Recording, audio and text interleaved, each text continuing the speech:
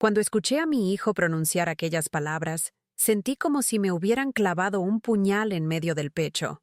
Él me miraba serio, casi indiferente, mientras Sofía acomodaba los cubiertos sobre la mesa con un gesto nervioso. «Ya no podemos mantener otra boca más, mamá. Tienes que buscar otro lugar». La frase quedó suspendida en el aire, y yo solo podía repetir mentalmente: «Otro lugar». ¿Pero qué otro lugar?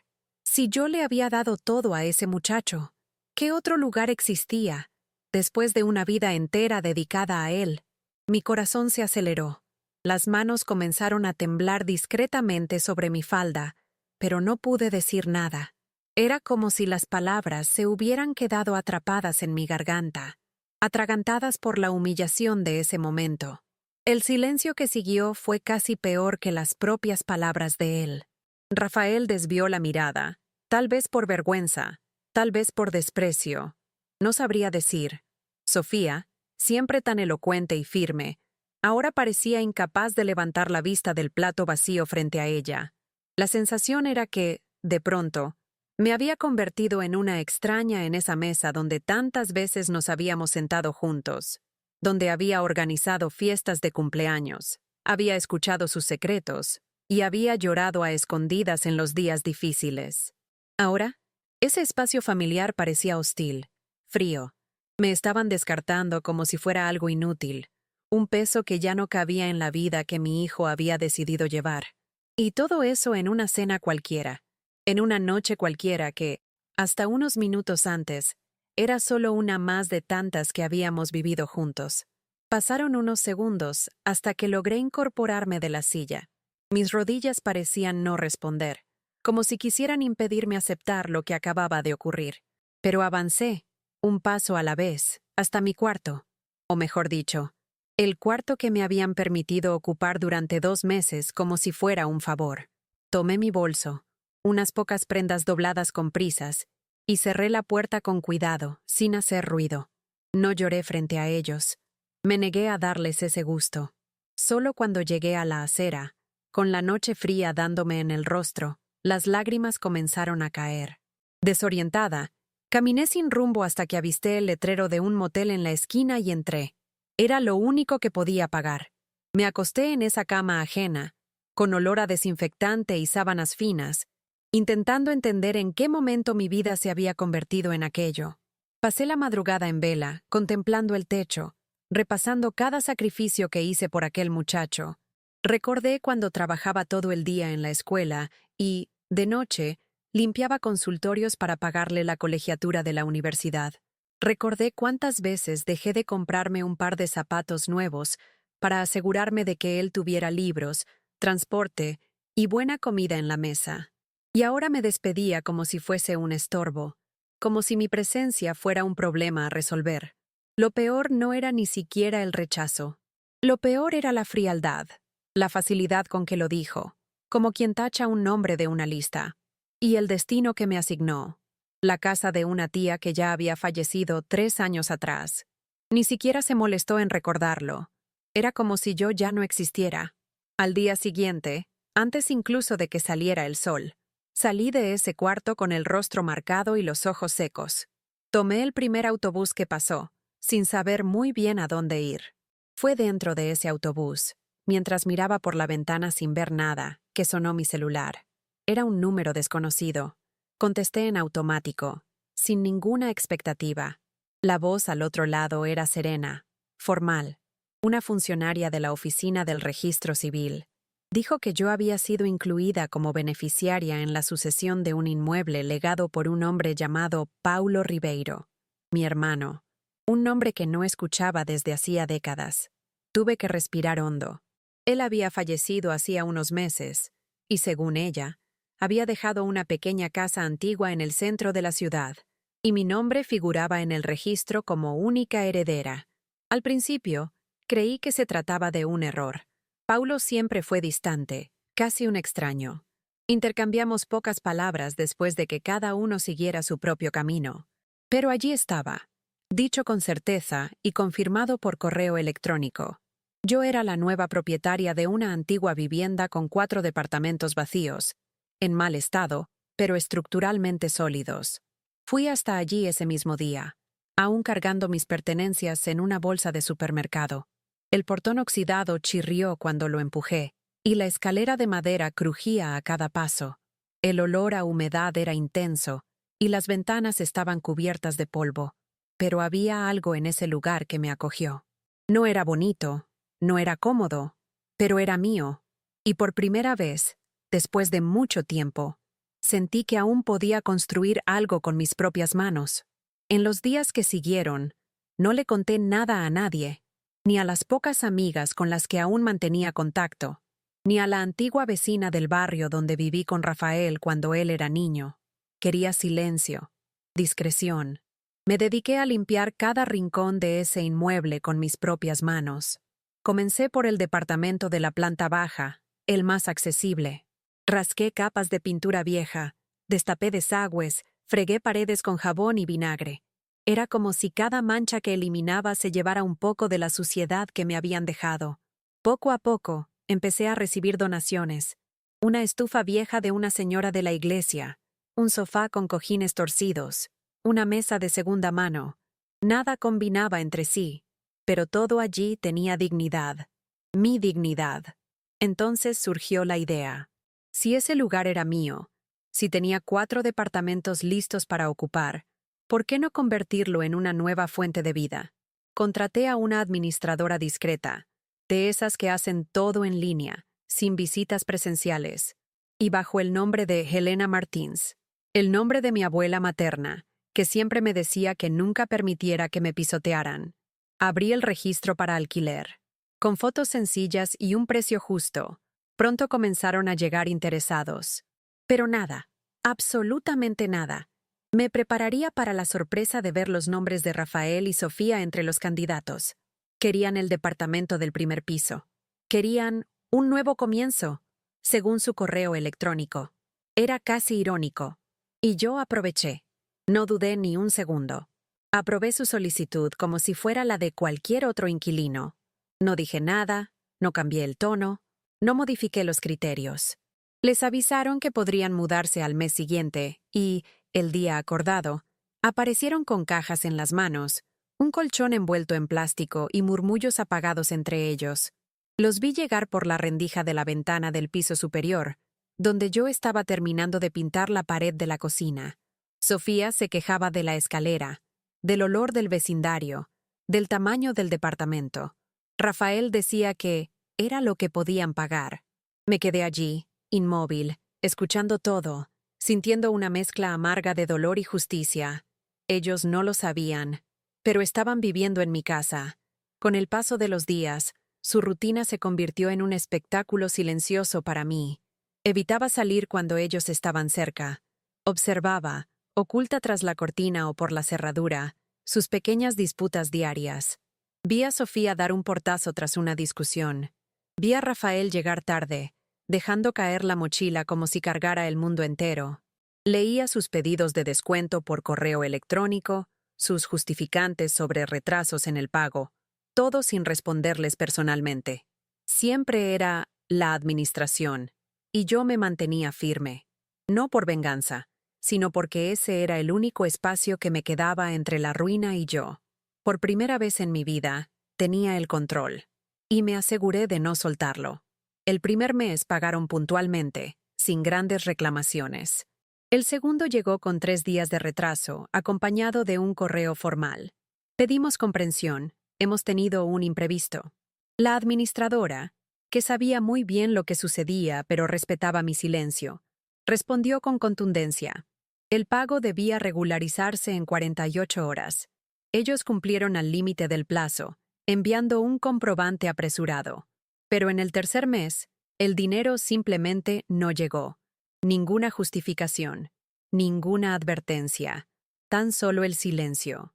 Y en ese silencio, reviví todas las noches en vela, pensando en cómo mi hijo podía dormir tranquilo sabiendo que me había dejado sola, en un cuarto de motel.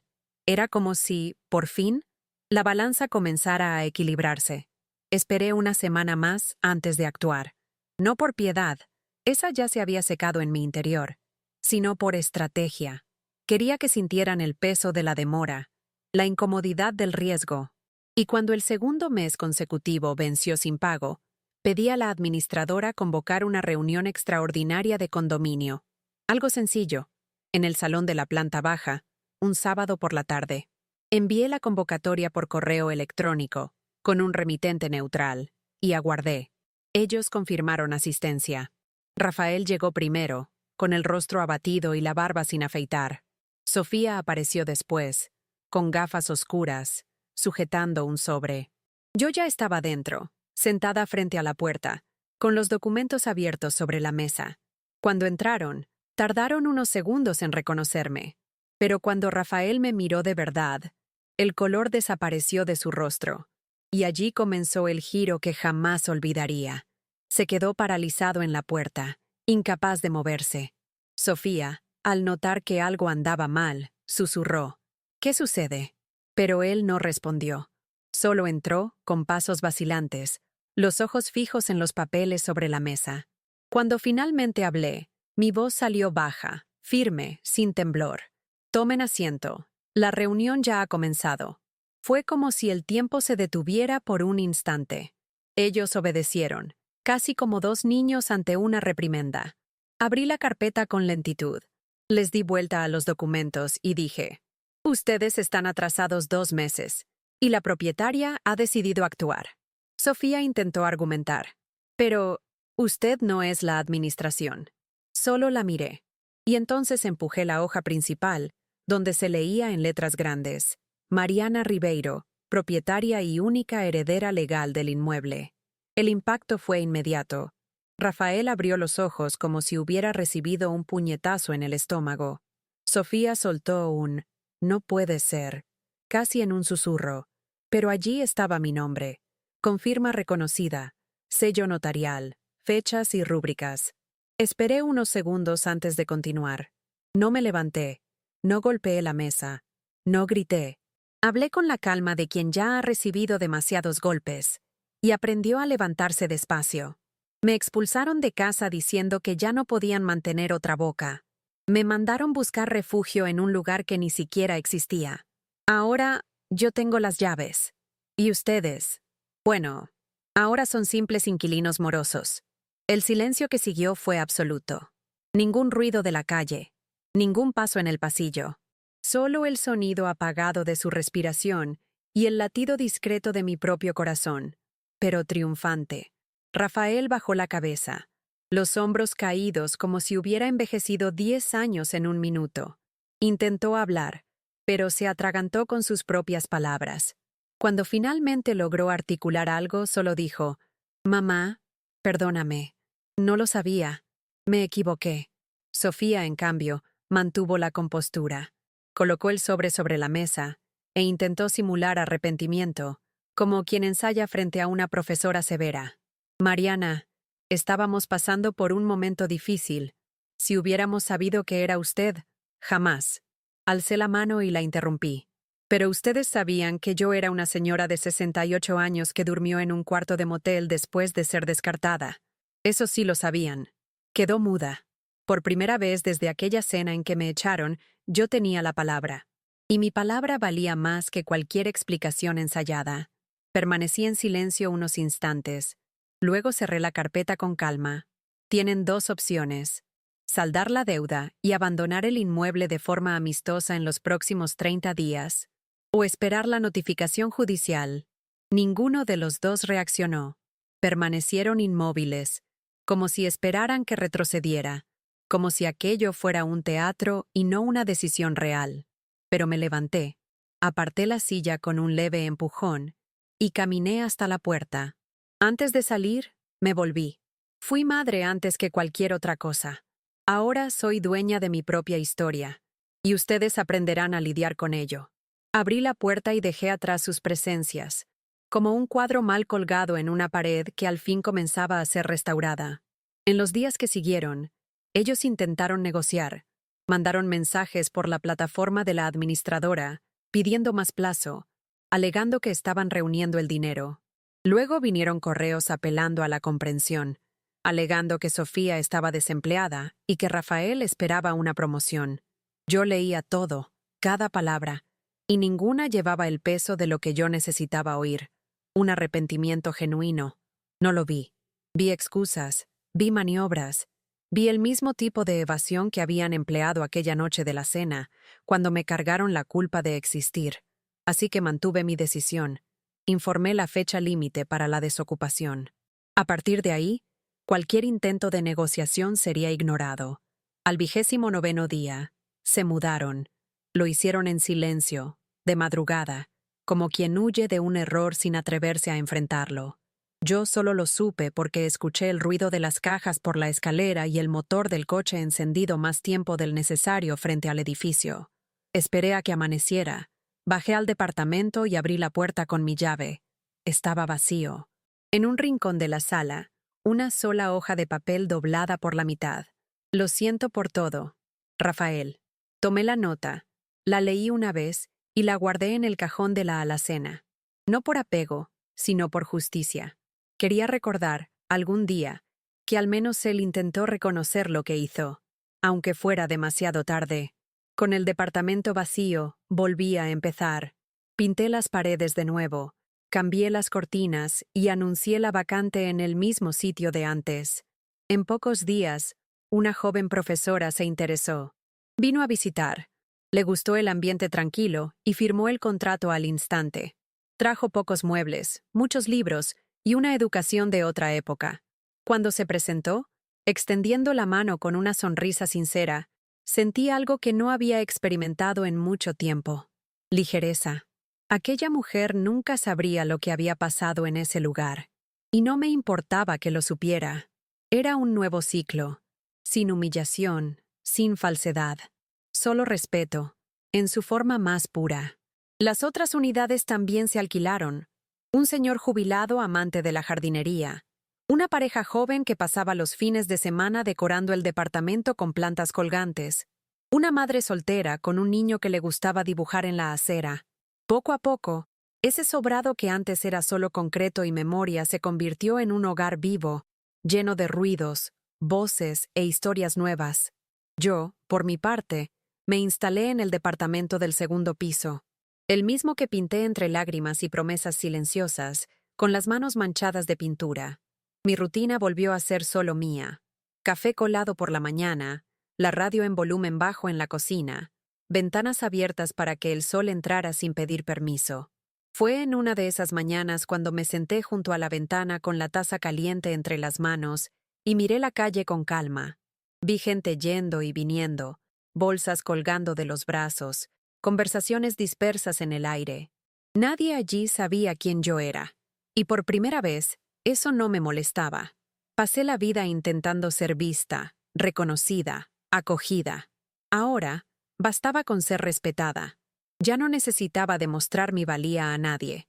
Ese antiguo sobrado, que casi se caía a pedazos cuando llegué, era ahora mi territorio de paz. Cada pared guardaba una historia, cada puerta, una decisión. Y yo, finalmente, me había convertido en la mujer que siempre estuvo oculta detrás de la madre. A veces me sorprendo recordando a Rafael. No con ira, sino con la extrañeza de quien mira una foto antigua y trata de entender en qué momento todo cambió. No hemos vuelto a hablar desde entonces. Tampoco quiero hacerlo. Él sabe dónde encontrarme. Pero eligió el silencio.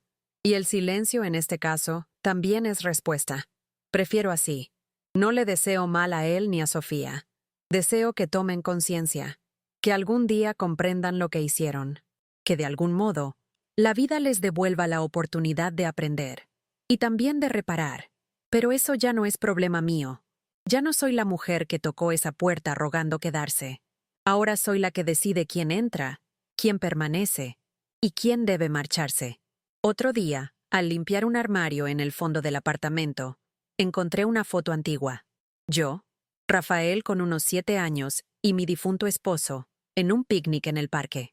Estábamos sonrientes, abrazados, con ropa sencilla de quienes nunca tuvieron mucho, pero vivían con autenticidad. Me quedé mirándola largos minutos. En esa imagen estaba todo lo que intenté construir, todo lo que entregué con el corazón abierto. No lloré, solo respiré hondo y guardé la foto dentro de un libro, entre páginas que ya no se leían, Algunas cosas deben permanecer en el pasado, no por rencor, sino por protección. Desde ese día de la revelación, nunca más supe directamente de Sofía. Me dijeron, a través de terceros, que su matrimonio no duró demasiado. Discutían mucho, vivían de apariencias, y el desgaste fue consumiendo lo que quedaba. No me sorprendió. Cuando la base es egoísmo, ningún techo resiste. No me alegré con la noticia. Tampoco me entristecí. Solo confirmé lo que ya sabía. Aquello nunca fue amor de verdad. Era vanidad, necesidad de control y apariencia. Mientras yo estaba bajo el mismo techo, me convertí en un obstáculo. Cuando me fui, se volvieron un espejo el uno del otro. Y el espejo, a veces, es lo que más duele. Recientemente, pasé frente al edificio antiguo donde viví con Rafael casi 20 años. El portón estaba oxidado, la fachada desconchada. Ningún niño jugando en la acera, ninguna flor en el balcón como antes. Me detuve al otro lado de la calle y observé unos minutos. No sentí nostalgia, sentí alivio. La certeza de que ya no pertenecía a aquel tiempo, a esa versión de mí que aceptaba todo en nombre de un amor condicionado. Regresé a casa caminando despacio, sintiendo el peso de la libertad en los hombros. Hoy duermo tranquila. Nadie me manda callar. Nadie decide por mí. A veces, el niño del tercer piso baja con dibujos para mostrármelos. Dice que quiere ser arquitecto y que construirá casas donde la gente nunca más tenga que marcharse. Yo sonrío y escucho con atención. Porque, en el fondo, creo que eso es lo que todos deseamos. Un lugar donde podamos quedarnos, incluso cuando cometemos errores, incluso cuando envejecemos. Un sitio donde seamos bienvenidos solo por existir. Yo no tuve eso cuando más lo necesité, pero lo encontré cuando menos lo esperaba. En un sobrado heredado por casualidad, en un edificio lleno de historias que renacían, en una ventana desde la cual ahora veo el mundo pasar, sin prisa de ser otra persona. Hubo un día, pocos meses después de su partida, en que vi a Rafael pasar frente al edificio. Lo vi por la ventana, sin que él me viera. Estaba distinto, más delgado, con la mirada perdida, manos en los bolsillos como quien no sabe a dónde ir. Se detuvo unos segundos ante la fachada, miró hacia arriba y luego siguió su camino. No subió, no tocó el timbre, solo miró y se fue. Me quedé allí, inmóvil, con el corazón compungido, pero no bajé. Ya había hecho lo mío. Él sabía dónde estaba. Si quisiera reconciliarse, habría tocado. Pero tal vez el orgullo pesa más, o la vergüenza, o ambas. La verdad es que hay heridas que solo sanan cuando la otra persona deja de hurgar en ellas. Desde entonces, nunca más lo volví a ver. A veces me preguntan si lo extraño. Yo lo pienso y respondo con sinceridad. Extraño al hijo que fue, no al hombre en que se convirtió. Aquel niño que me abrazaba después de la escuela, que me esperaba con un dibujo en la mano, que se sentaba conmigo en el sofá a ver telenovelas. Eso, sí, me deja nostalgia. Pero al hombre que me echó con una frase ensayada, a ese ya no tengo espacio para acogerlo. La vida me enseñó, con dolor y con tiempo, que el amor de madre no puede ser moneda de cambio. No soy santa, soy humana, y las personas se cansan. Hay noches en que aún me despierto sobresaltada, como si hubiese vuelto a esa velada en que me echaron. El cuerpo recuerda el trauma incluso cuando la mente intenta olvidarlo. Pero basto con encender la luz, ver las paredes de mi apartamento, los muebles que elegí con calma, y recordar, estoy segura ahora, nadie puede expulsarme de lo que es mío. Y eso, por sí solo, ya es una victoria. A veces, la justicia no llega con juez ni con abogado. A veces llega con una llave, un contrato, y un nombre escrito en la parte superior de una escritura. Otro día, me senté en el escalón de la entrada del edificio con una taza de café, como me gusta hacer al enfriarse la tarde. La calle estaba tranquila, los vecinos saludaban con amabilidad, y el cielo tenía ese tono anaranjado que solo dura unos minutos. Uno de los moradores pasó y dijo, «Señora Helena, qué gusto vivir en un lugar como este». Sonreí. No corregí el nombre. No hacía falta. Mariana Ribeiro sigue siendo quien soy. Pero Elena Es quien me dio la oportunidad de reconstruir mi historia. A veces, para sobrevivir, uno necesita renacer con otro nombre. Y yo renací. Hoy, el Sobrado es más que un edificio. Es mi testimonio silencioso. Cada rincón guarda un fragmento de la mujer que fui, de la madre que soportó callada, de la señora que fue expulsada sin tener a dónde ir, y de la mujer que, aún así, no perdió la dignidad. No fue fácil reparar cada pared, mantener el secreto, espiar por la cerradura y tragar el dolor. Pero fue necesario. Era mi camino de regreso a mí misma. La venganza nunca fue el objetivo. La justicia, sí. Y llegó. No como castigo, sino como libertad. Mucha gente habla de empezar de nuevo como si fuera algo ligero, casi poético. Pero no lo es. Renacer duele. Duele porque exige enterrar lo que fuimos, incluso cuando aún sangra. Yo enterré la imagen idealizada de mi hijo. Enterré a la mujer que creía que ser madre significaba aceptar todo, y en el lugar de esos dolores planté silencio, respeto y autonomía. La vida, al fin, no cobra con gritos, cobra con lecciones. Y algunas lecciones vienen disfrazadas de herencia inesperada, de contrato firmado y de alquiler impago. Hoy camino despacio, pero con paso firme. Ya no tengo que demostrarle nada a nadie. Y cuando recorro los pasillos del Sobrado, escuchando el murmullo de las vidas que ahora allí florecen, pienso que tal vez ese fue mi destino todo el tiempo. Ser raíz después de haber sido soporte. Tener territorio, después de tanto haber brindado cobijo. Tener un nombre, después de tanto tiempo siendo solo la madre de Rafael. Y si algún día regresa, si toca el timbre o deja una nota, quizá lo escuche. Pero escuchar no es aceptar. Escuchar no es olvidar. Escuchar es solo eso. Oír, comprender y decidir si realmente vale la pena abrir la puerta. Porque ahora, por primera vez en mi vida, la decisión la tomo yo.